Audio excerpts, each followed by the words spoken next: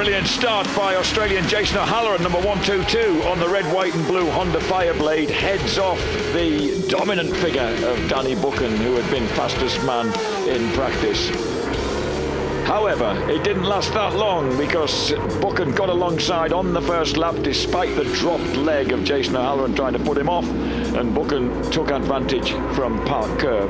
That left a huge battle behind involving number 1 reigning champion Hudson Kenner, number 14 Lee Bob Jackson, the local lad on the build-based BMW, Adam Jenkinson in there as well, and Joel Burns. And then Hudson Kenner ran straight on and left the battle for third place in the hands of Lee Jackson and Adam Jenkinson. He rejoined just in front of Joe Burns, and it was the 18-year-old from Lincoln, Lee Jackson, who retook third place from Adam Jenkinson. But at the front, the Qingdao Racing, WK Racing Kawasaki of this man, Danny Buchan. He was racing BSB lap times, absolutely destroyed the lap record.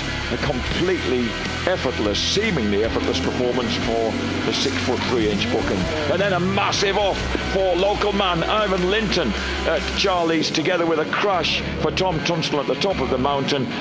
Brought out the red flags and an early and abrupt halt to proceedings, but Danny Buchan had done all he needed to register yet another race victory on his way to the title.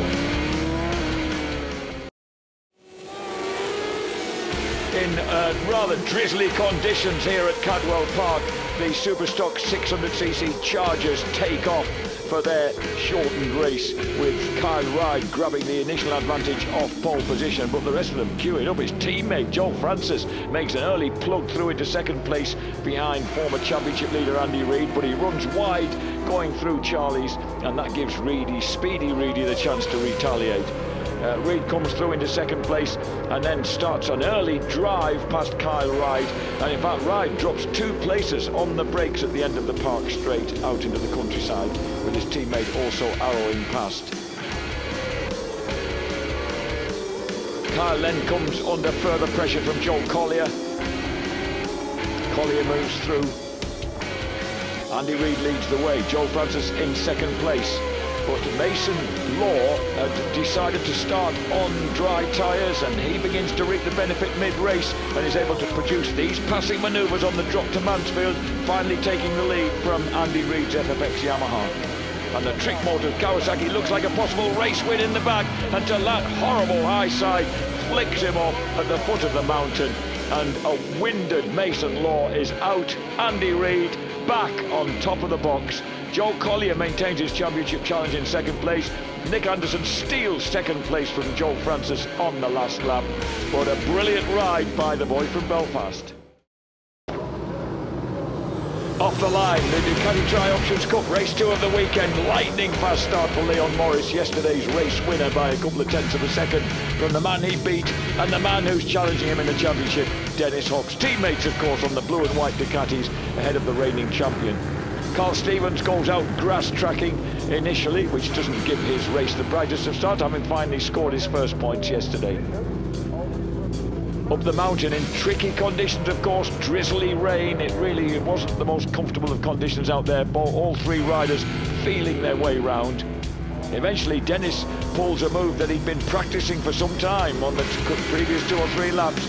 A lovely round the outside of Coppice and to the inside, cuts through to the inside over through Charlie's, and then he makes a mistake, loses drive up the mountain, and through comes Marty Nutt, wasting no time. The Irishman grabs the advantage and he holds off Dennis right as they storm across the line and neck and neck into the final lap. So Hobbs, desperate to find a way through, then makes this big lunge as Neil Mackenzie had prophesied on the brakes down into Mansfield. Can't quite stop the Panigale quick enough, and Marty Nutt snatches back the advantage and then just rides a defensive line through Barn. Dennis gives it everything, but for Marty Nutt, it is his first win of the season for the reigning champ. Hobbs finishes second, Leon Morris settles for a comfortable third place, but hats off to Marty Nutt, great ride.